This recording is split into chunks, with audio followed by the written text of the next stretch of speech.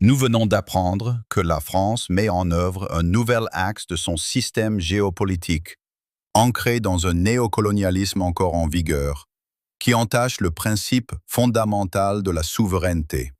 Cette initiative vise une transformation industrielle des matières premières dans le but d'extraire des bénéfices au détriment du développement de l'Afrique, tout en utilisant la monnaie CFA comme instrument de domination. Il est essentiel de reconnaître que la véritable souveraineté d'une économie fondée sur la transformation nationale des matières premières repose sur la valeur intrinsèque des échanges de sa propre monnaie. Cette nouvelle stratégie, adoptée par la France pour certains pays africains, interroge le concept même de souveraineté dans la transformation industrielle des ressources.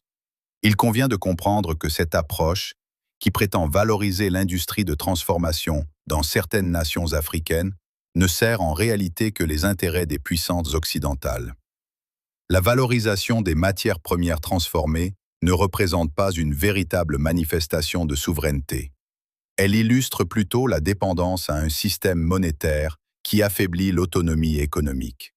En dépit d'une apparence de bienfait, l'achat de produits issus de la transformation industrielle nationale n'apporte qu'un sentiment illusoire de valeur, car la réalité des échanges en monnaie CFA ne favorise en rien l'épanouissement d'un paysage géopolitique autonome. Ce dernier, dirigé par des États AES qui mettent en place de nouveaux mécanismes monétaires, permet de rehausser les prix de vente de leurs produits tout en conservant le contrôle sur la notion même de souveraineté.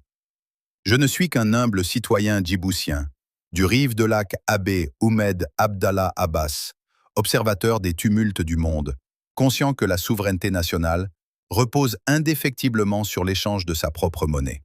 Qui vivra verra. Seul le temps, témoin de nos réflexions, dévoilera les vérités fondamentales qui se cachent derrière ces dynamiques complexes.